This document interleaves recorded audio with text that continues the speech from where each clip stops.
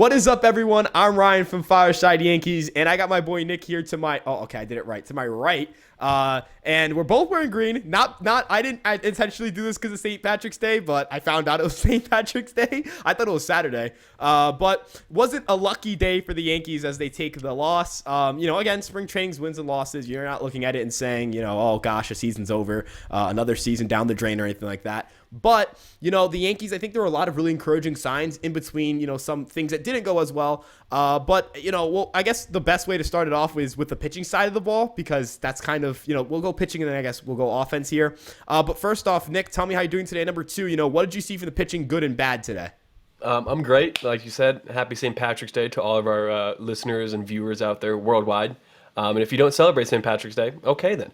But the Yankees game today was an interesting one. All spring, the pitching has just been kind of not shitting the bed, but they've just been giving up 5-6 spots constantly. And I'm not really worried because, like you said, it's spring training, so it's more about process than results. But the process today from Domingo Germán was absolutely Domingo Germán-esque, midseason form. 2 2/3, 7 runs, 4 long balls, 9 hits, and 2 hit by pitches. I do not want Domingo Germán in the rotation. I'm sorry. I know there are a lot of fans out there that just for whatever reason continue to defend this man and say he's good and underrated and a solid 4 or 5. He's not. He doesn't have good stuff. His fastball is ass. His curveball is mid. His changeup's mid. He doesn't have good stuff plus at all in terms of the SARS model. And it's look, how much longer can we go on with Domingo not being good and people defending him and saying he's good? He's not. Today we saw that. I know it's spring training, and I believe you had mentioned this to me during the game that he's not going as hard today because he's had multiple back-to-back bullpen sessions, and Matt Blake had told him you need to calm down a little bit. You're going way too hard for spring training. But I'd rather him go hard and pitch well than him do that. That was awful. That was terrible. I was and they just left him in there, left him out to dry. So I'm okay, whatever. But everyone else did great that pitched. Matt Crook looked really good. Davey Garcia once again looked really good. And Tyler Danish, once more, continues to lower his ERA down to a 37.8 this spring. So you'll love to see that.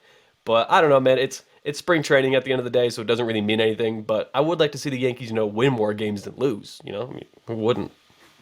Yeah, it's one of those things where it's you'd rather prefer the team win, but it doesn't affect my day. No. But one thing that was interesting from Germán's start today that was a little bit concerning was the velocity being down. I know we talked about the intensity and whether he's throwing hard or not. Now, I can't tell you what a guy's intent is when they're throwing, but it is kind of concerning because he took pretty big velocity leaps in his curveball and his fastball, and that actually, so he had graded out as a league average kind of starter and stuff plus, and then in spring training it spiked, right?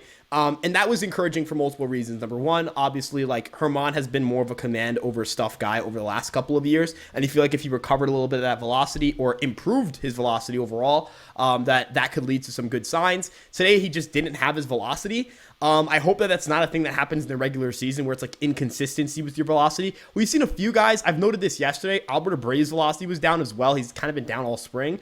I don't know if it's an approach thing. This is why it's a situation where I don't know these guys personally. I don't know these guys in terms of their intent on the mound game to game in spring training. So I always put them with a grain of salt. But I will say Germán's velocity being down allows me to kind of put this one to a side for a little bit, because I think that the overall improvements this spring have been tangible for Germán. I've always been a Schmidt over Germán guy, and I continue to view it that way. But the way I view things is that come regular season, that's when I start, judging how good you are, if you're bad, if you're good. I view Germán as a solid, he's a league average starter, and there's nothing wrong with it. I don't think there's anything wrong with league average. I think there's a lot of conflation with league average and bad. And I think being league average on the Yankees just looks worse because the Yankees are a pretty good team. So there are way more above average players than below average. But I think if, we're kind of moving away from the negatives here, because Germán really was the guy who got bombed today. He gave up 7 of the Yankees' 8 runs, right? So it looks like it was a bad pitching day as a whole, but it really wasn't for the Yankees. They got a lot of pretty good performances, in my opinion. And you mentioned Davey Garcia. Davey Garcia is another guy who's really made a lot of tangible, changes this spring.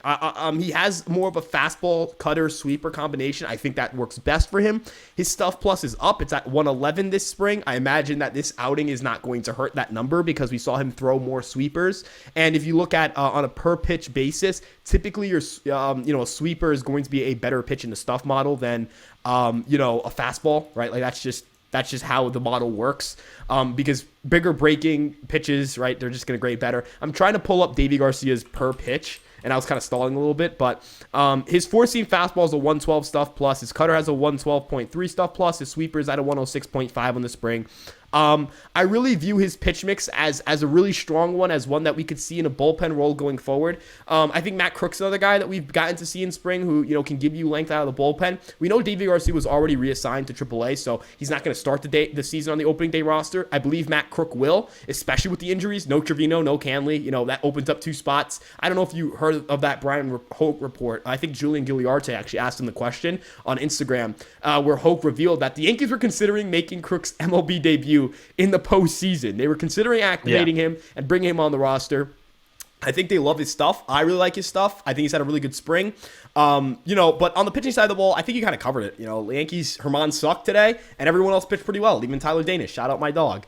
But on the offensive side of the ball, Anthony Volpe is the guy that we all want to talk about. He didn't have the best day at the plate. He had a couple of hard hit balls that just, were either fly balls, so they were, those are low expected batting average hits, or, that one line out that you could argue could have been a hit, but I digress. But, the guy that looked really good today at the plate, in my opinion, Spencer Jones, man. Spencer Jones today, he went 2 for 2. I think that, the fact that he's in Major League camp, obviously you're not looking at him to make the Major League team, but, he had you were watching this. The first couple of games for Spencer Jones were not ideal, but he's looked a lot better, looked a lot more confident at the plate, looked a lot more competent at the plate. That rhymes. But what are you seeing from Spencer Jones, and what other guys do you want to highlight from today's game in the lineup?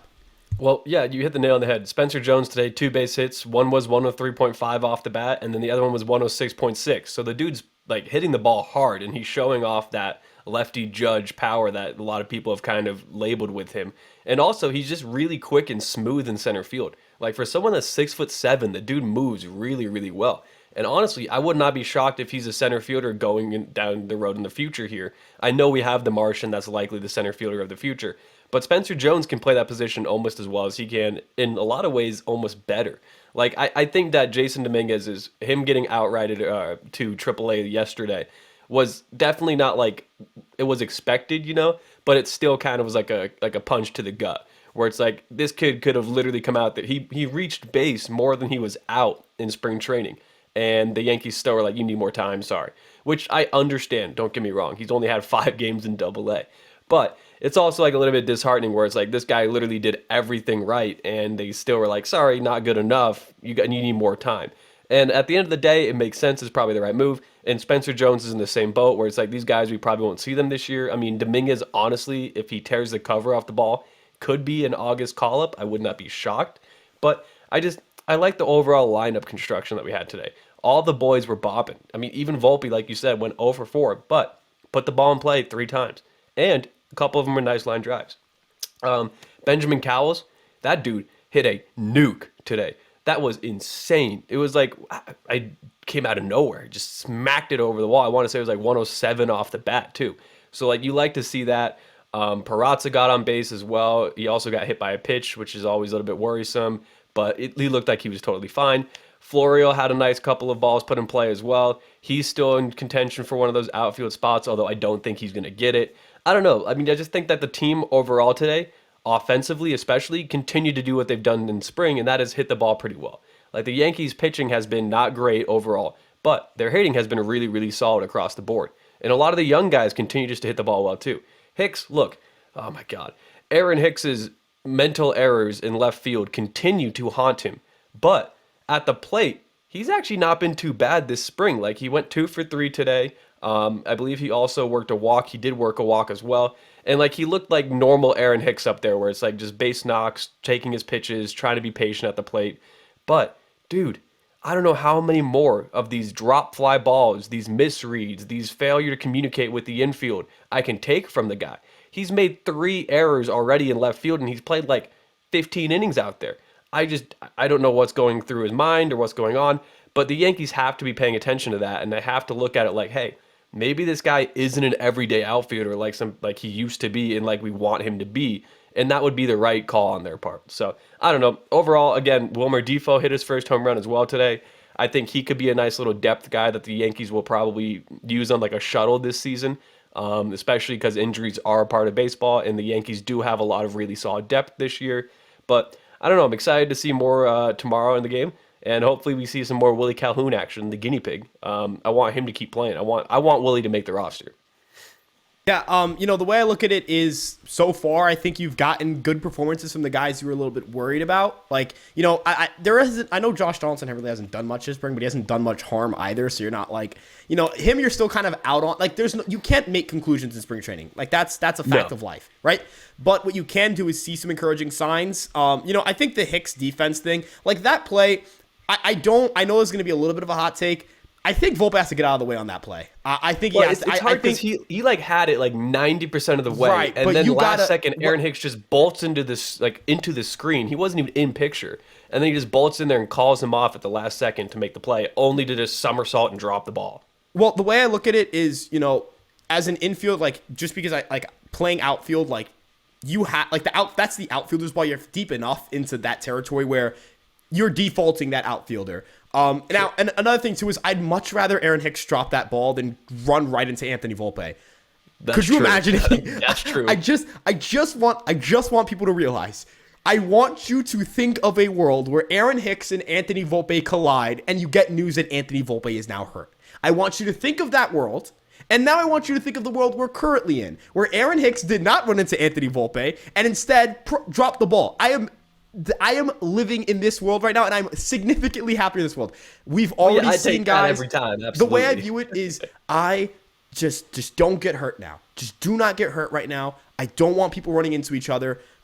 Communication has to get better. Like that has been, and we've seen that before. Like Bader and Judge last year, communication issues. It happened in the postseason. We've seen, guys in the outfield.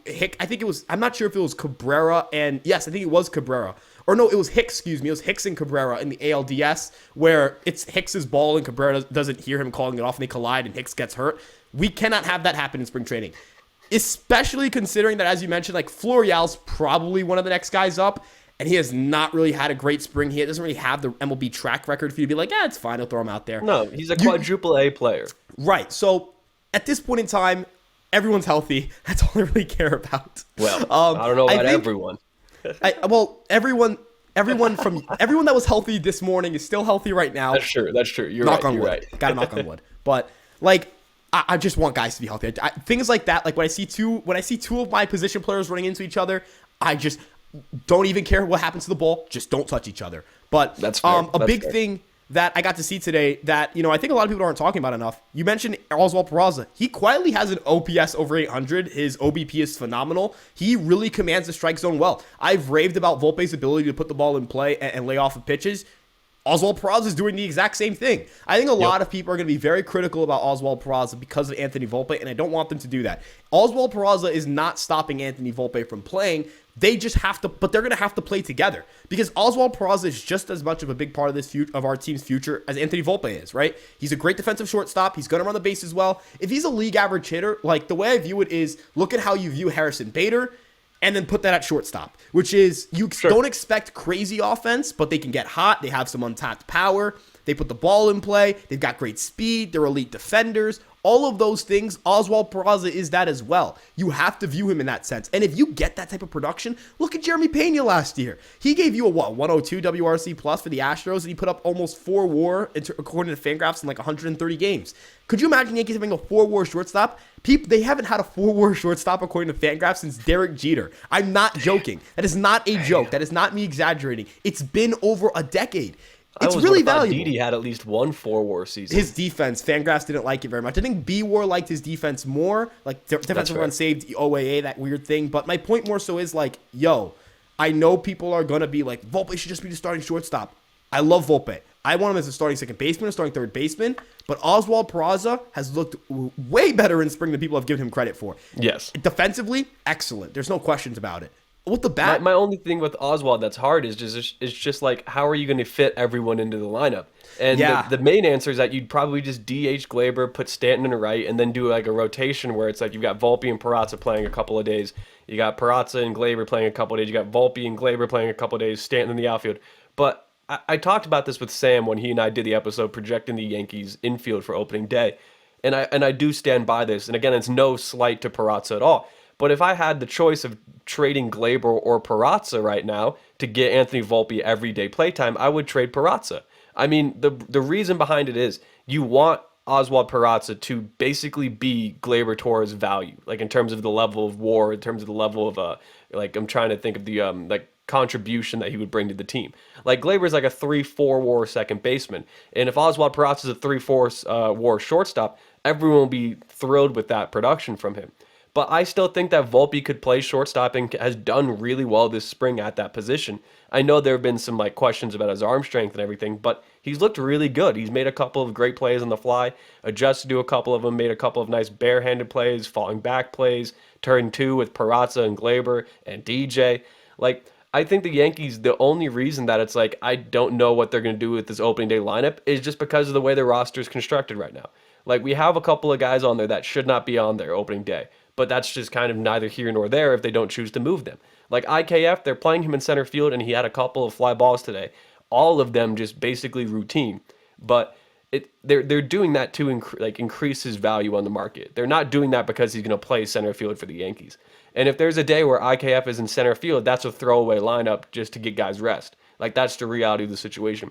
Any day IKF is in this lineup is solely to get someone a day off, and when they need to get rest or you want to try to configure the lineup a little bit more and give guys days off, like that's the only reason IKF should be playing this year. But he does take up a spot in the 26 man, and that spot could go to someone else like Volpe or someone else like Ortega or Calhoun.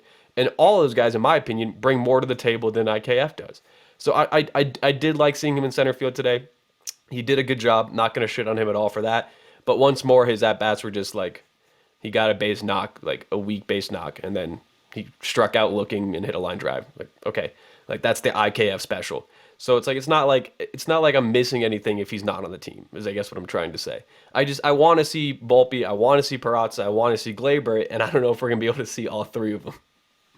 Yeah, I mean, I don't disagree. I think obviously it's going to be tough, but the way I view it is you also have to, like, the team is going to make decisions that are best for them now, of course, because they're trying to compete for the World Series, but they have to think in the future too, and that's why Peraza's going to be here. If they were going to trade Peraza, he would have been gone at the deadline, right? This guy would not be here right now. You're not wrong, but he was very close to being gone at the deadline. Right, the Yankees like he and Glaber were part of that package for Pablo Lopez that was like almost ready to go. Yeah, they were thinking about it, but I think if the Yankees wanted this man, if the Yankees didn't really value Peraza that much, they would have gotten him gone. But no, you're right. They traded a lot of pitching prospects to save Peraza. They really did. They traded a lot of them just to make sure they didn't have to trade Peraza. So I think that speaks to at least the value to the organization. But we'll figure that out during camp. We're gonna, next 2 weeks we're gonna know who's here and who's not. Yeah. And we're gonna find out a lot of things about the trade market. But with that being said, People's Ace tomorrow, baby. Oh, it is. Oh, yep, Nestor is pitching tomorrow. It's his spring training debut. It's against the Blue Jays at Dunedin. So there is a StatCast feed, so we'll get to know about his velocity and stuff like that. But with that being said, first off, thank you guys so much for checking us out. You guys have been great with support lately. We're on the road to 5,000 subscribers. We are under 100 subs from getting to that goal. So if you guys could join the Fireside Yankees community, like, comment, and subscribe. And we'll see you guys in the next episode. Make sure to follow us on our Twitters as well. We're above our heads, I believe. And again, thank you guys for tuning in. Peace out.